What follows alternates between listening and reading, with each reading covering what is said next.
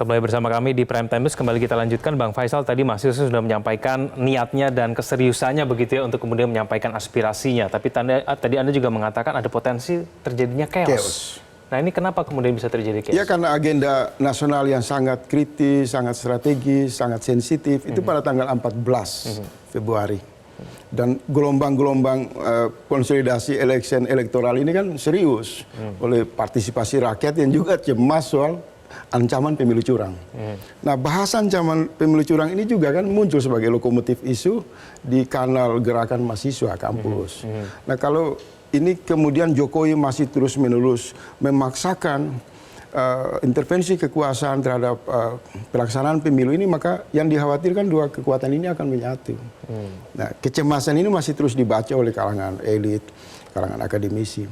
Tetapi banyak pihak yang saya baca hampir di seluruh kanal media sosial, mereka sudah lihat ujung dari pertarungan antara gerakan moral kampus dan kekuasaan dinasti ini mengalami kebuntuan. Terlebih muncul kan para badut-badut politik seperti, mohon maaf, seperti Bahlil ini kan tidak mencerminkan karakter pejabat publik yang berbicara, merespon atau bersimpati terhadap suara aspirasi rakyat. Jadi salah satu yang membuat api ini semakin besar itu juga kelompok-kelompok yang ada di lingkaran kekuasaan. Para pembantu presiden ini kan mereka menganggap mengelola negara ini seperti di dalam satu politik gorong-gorong, dalam dunia sepi, yang seolah-olah kalau suara kritik itu datang dari dunia akademisi langsung dituduh. Ini tuduhan-tuduhan seperti ini ditunggangi, ini ada permainan kotor politik di sana. Ini satu kejahatan di dalam kata-kata yang tidak wajar disampaikan. Karena Bahlil maupun Jokowi dan seluruh pendukung dinasti politik yang ada di istana harus sadar. Kampus ini memiliki otoritas moral sebagai agen perubahan, sebagai kekuatan intelektual di dalam fondasi demokrasi. Kalau demokrasi itu diacak-acak oleh dinasti politik, wajar dong. Guru besar turun, dosen marah, mahasiswa beramai-ramai merespon situasi ini. Mestinya ini sejak awal Jokowi menyampaikan permohonan maaf terbuka. Kenapa? Karena reaksi ini dipantik oleh perilaku kekuasaan politik Jokowi itu. Di mana tampil secara vulgar, tampil secara superior, ingin untuk mengintervensi demokrasi demi kepentingan anaknya. Ini satu bacaan yang bukan hanya dunia kampus. Orang pada level di bawah pun itu akan menangkap pesan yang kuat. Kekuasaan dinasti politik bersekutu secara jahat, menggunakan ruang demokrasi untuk melancarkan kekuasaan di dalam demokrasi. Hasilnya marah kan sekarang. Apakah api ini kecil? Menurut saya tidak. Saya punya naluri sebagai aktivis. Saya melihat gerakan ini beda dengan 98. Kalau gerakan 98 itu kan kelompok-kelompok kita, elemen mahasiswa, kemudian diikuti oleh para dosen dan guru besar. Hari ini tidak. Tidak ada jarak. Tiba-tiba serentak terjadi konsolidasi moral di kalangan guru besar di seluruh Indonesia.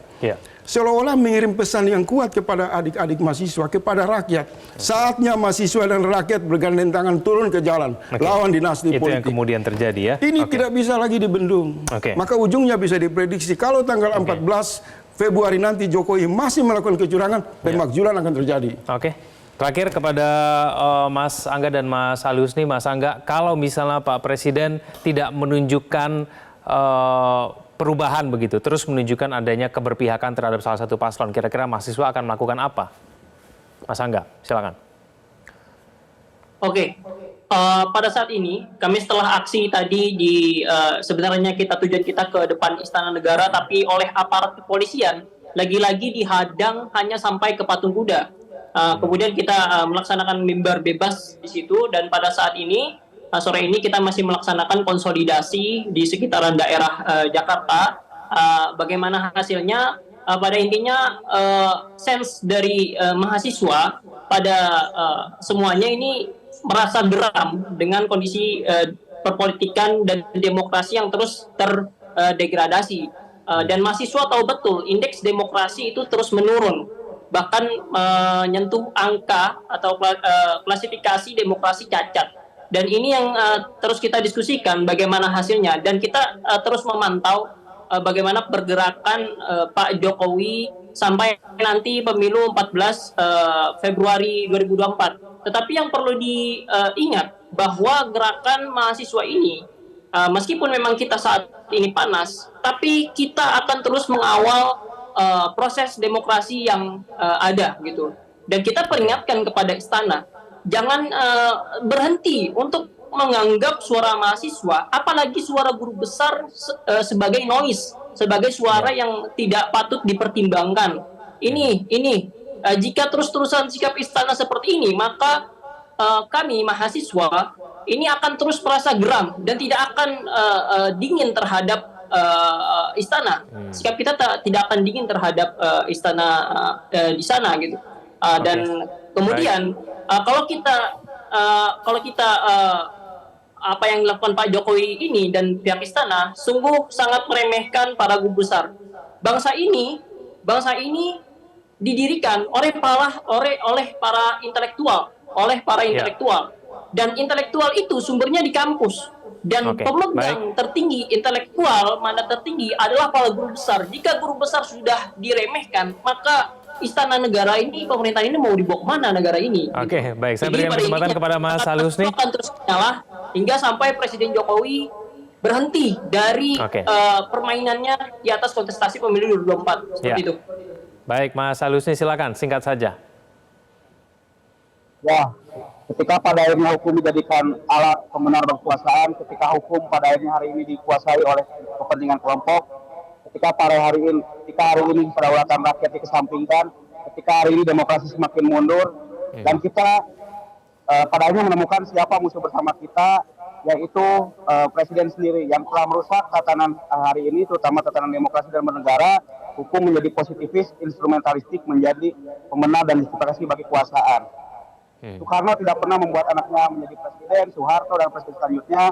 Maka jika gelombang ini semakin besar, kita dari kawan-kawan Poros Revolusi Mahasiswa Bandung, teman-teman BEM Sejabar, teman-teman NGO, LSM, budayawan, dan seluruh rakyat sipil akan melakukan suatu mosi tidak percaya, ataupun akan melakukan suatu gerakan yang lebih besar lagi, bahwa Jokowi hari ini sudah menjadi bapak pembangunan politik dinasti. Tunggu pada akhirnya ini akan menjadi suatu gelombang yang besar jika istana ataupun Jokowi tidak sikap menjadi sosok negarawan ataupun sosok teladan bagi rakyat Indonesia itu sendiri. Mungkin terima kasih, itu saja mungkin pesan dari kita selaku masyarakat Jawa Barat, mahasiswa Bandung dan lain-lain. Terima kasih. Oke, baik, kita akan tunggu respon dari Presiden Joko Widodo berkaitan gerakan mahasiswa ini, dan kita juga tetap berharap bahwa gerakan mahasiswa ini penyampaian aspirasinya tetap dilaksanakan dengan damai. Terima kasih Mas Alius, terima kasih Mas Angga dan juga Bang Faisal telah bergabung sama kami di studio. Selamat malam semuanya.